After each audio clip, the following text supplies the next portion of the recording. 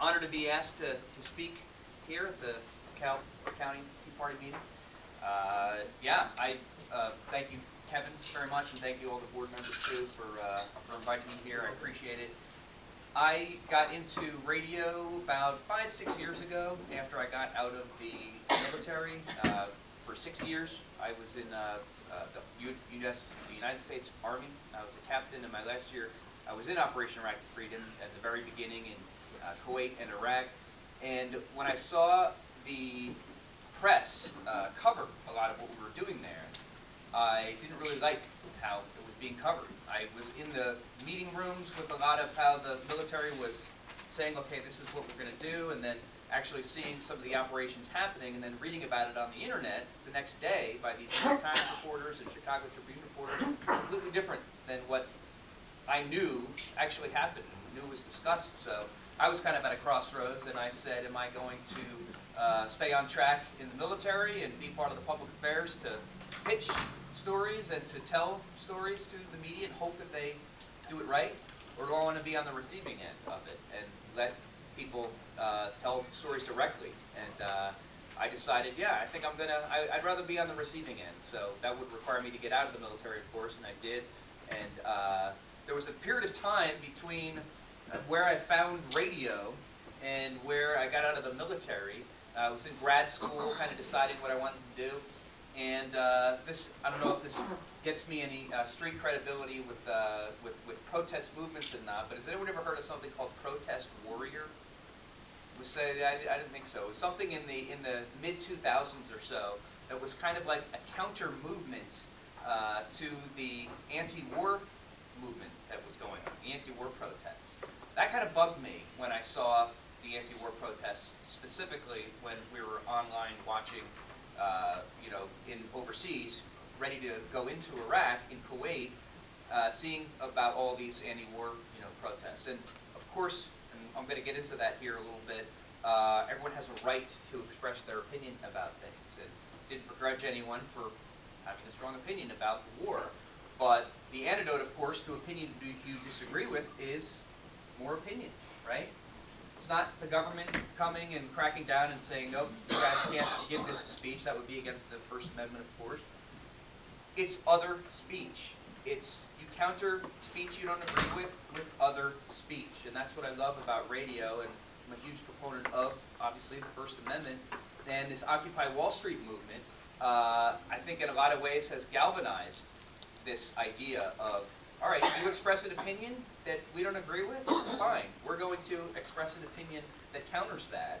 Don't say that we're infringing on your free speech rights. No, we're not calling for agents of the government to come and shut you down. We are expressing our opinion on the counter.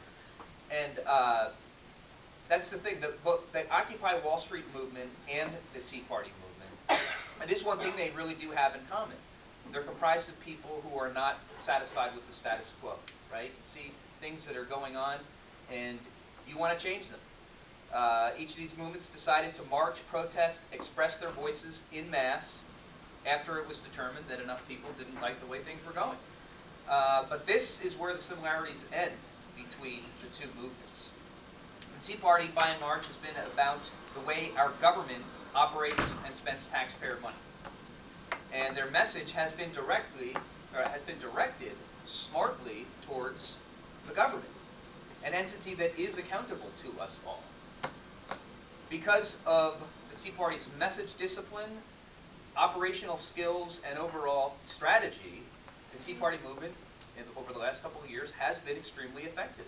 The 2010 midterm election results are the clearest evidence of this.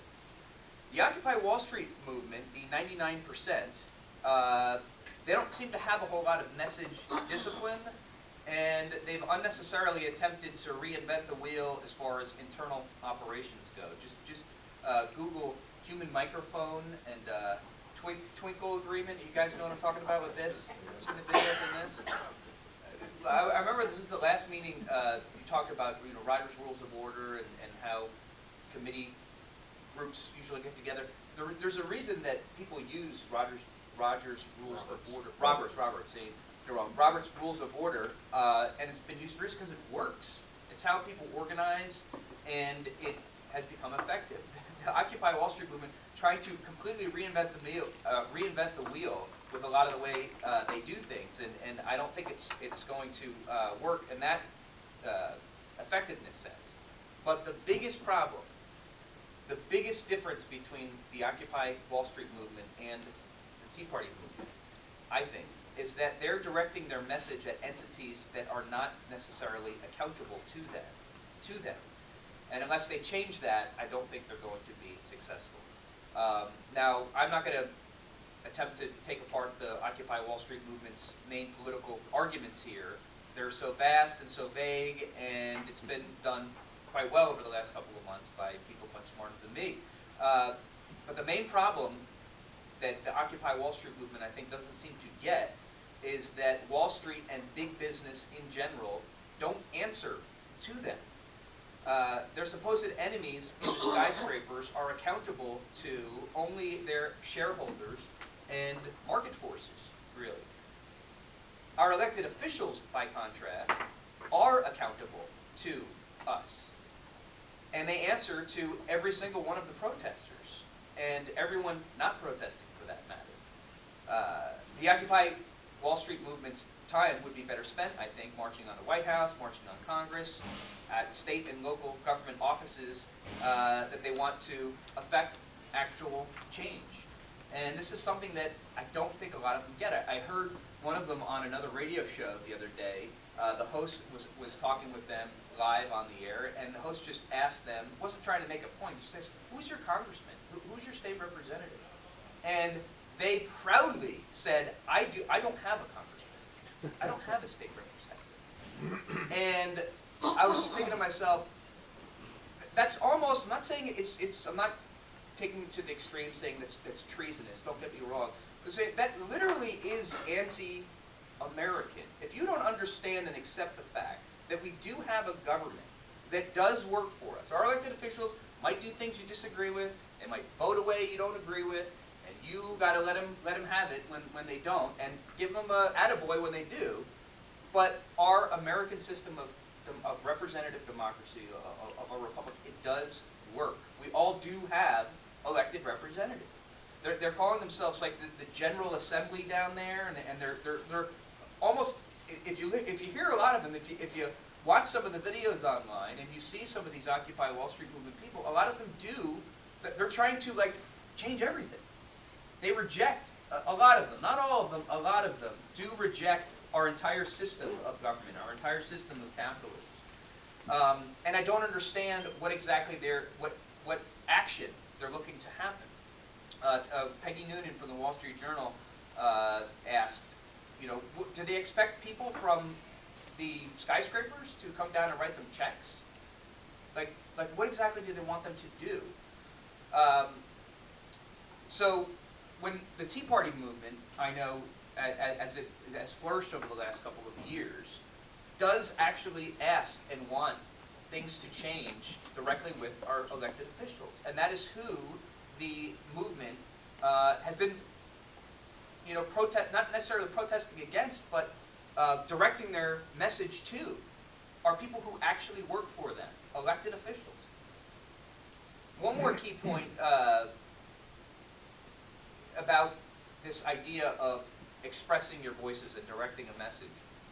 There is no country in the world that prioritizes and protects free speech with such zeal as we do here in the United States. It's right there in the beginning of the Constitution, very first amendment, Congress shall make no law abridging the freedom of speech or the right of the people to peaceably assemble and to petition the government for redress of their grievances. I skipped the little parts there about freedom of the press and stuff, but right of the people to peaceably assemble, and Congress shall make no law. Our founding fathers were smart to make this a restriction, and I know we're going to have another guest later talk more about the Constitution, on government itself. It's a restriction on government itself, not on the people. The Constitution doesn't say Americans have a right to free speech. No, it expressly says Congress shall make no law abridging the right that we have to free speech. And that is often overlooked especially when actions that groups such as the Occupy Wall Street utilize are called into question. If people don't like the opinions of a group, like I started off saying in the beginning, others have just as much a right to counter those opinions with more speech. If in the process of expressing your opinions, you break laws, you pollute, you defecate on cop cars, and ignore lawful orders from the police, all of these things have happened, by the way, your actions will have consequences. As of today, there have been over 2,500 arrests from the Occupy Wall Street protests. Some of the people at the movement are proud of that. Yeah, let's get more. Anyone know how many, last count, Tea Party arrests there have been in the last 3 years? Yeah, zero. Not a single one. The 99% are not being arrested for expressing their free speech. They're being arrested for breaking laws that have nothing to do with speech. Notice that the First Amendment protects the right of the people to peaceably assemble. When the assembly no longer becomes peaceful, it is no longer protected. The right to free speech does not immunize you from breaking other laws in the process of expressing your speech. And I think that is what, in so many ways, the Occupy Wall Street movement, their end is the actual speech. There's almost and I saw this when we counter-protested the anti-war movements, or anti-war crowds in Chicago about 7 years ago. That was the end to them. It was, yes, we're protesting. Here are our voices. So if you talk to a lot of these Occupy Wall Street protests, the ones in New York and Chicago specifically, that's it. They want our voice to be known. And what I've always respected about the Tea Party movement is that, no, it's not just about the voice being expressed. It's about action taking place. I wanted to do a quick analogy here about what I think the main difference is between the message of the left and the right in general. The anti-war movement, the Occupy Wall Street, and the right in general. And this is going to sound a little silly, but sometimes silly examples are more memorable. Just a piece of paper, or I don't suppose we have a copy of the Constitution around, do we? Yeah, there's several of them laying right in front of you. Where? Oh, perfect. All right. Let's just say that who here, just by a show of hands, at some point served in the military? Anyone still like in the reserves or on any sort of capacity in the same way? Let's say that this would never happen, but let's say that the National Archives decided to give the actual real, literal U.S. Constitution. Has anyone seen the actual real Constitution in Washington, D.C.? It's great. The real one. It's right there next to the Declaration of Independence. Let's say that, like a museum piece, they decided that the federal government said, we're going to take the Constitution on a national tour, and we're going to let Tea Party groups that really respect and have a huge respect of the Constitution. We're going to let them hold the actual real Constitution and have it at their meetings, for 1 month, and then they'll pass it on. So let's say this was right here the actual, real, literal Constitution. Okay. And those people that raise their hand, let's say you're still kind of on active duty or in the reserves and military. Meteor comes and destroys everything in our area. We have no idea who's alive. It's war of the worlds scenario that we don't know who's alive. What would the role be of the members of the military with regards to the Constitution? Does anyone know what they'd actually do? Like physically, what they would do? I don't know what physically they would do exactly, but they would defend the Constitution according to their oath. They would. It wouldn't be with words. Members of the military would physically come up here and make sure and form a perimeter around the actual real Constitution and protect it. I mean, that is literally what our military does. It is the physical force that protects our Constitution. we all can express views about things. We can all say, you know, we want to protect the principles of it. But the military actually protects, in a larger scale, stepping outside of this analogy, that is what they do. They protect our Constitution. And this idea of protection, no matter what happens, let's say our economy just booms over the next couple of years somehow, and protest movements die off, and you know, people aren't as angry and frustrated as they are now. The right in general will always need to protect this. You've got the physical military that does it, and people in the civilian world. It's a protection of principles that they don't want to see tarnished, that they don't want to see treaded on. Don't tread on me. The left in general, they're not necessarily trying to protect anything. Think about that. They want to, in many ways, and you know, they have a right to believe this stuff, they want to change things. God bless them.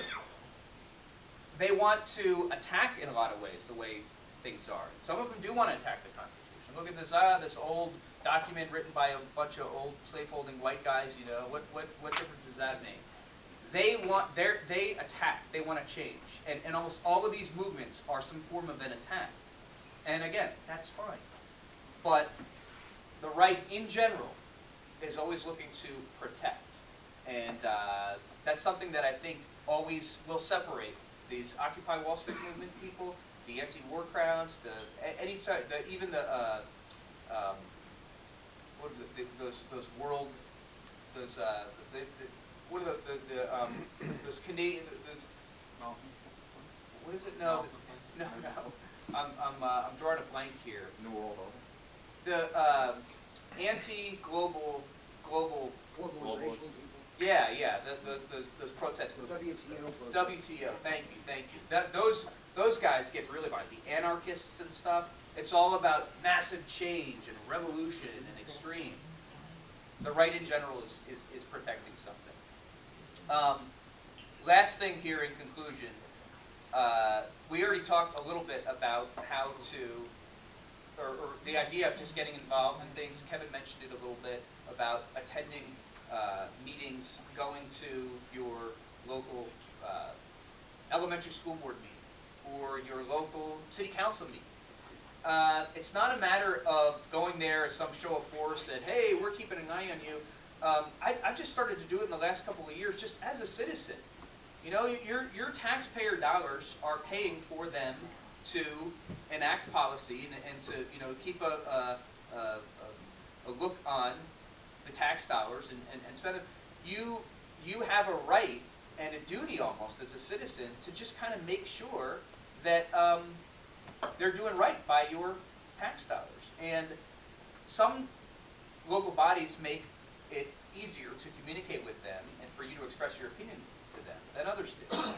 Something I did in my city, I live in Rochelle, I noticed that a lot of the boards in town didn't have their individual email addresses online.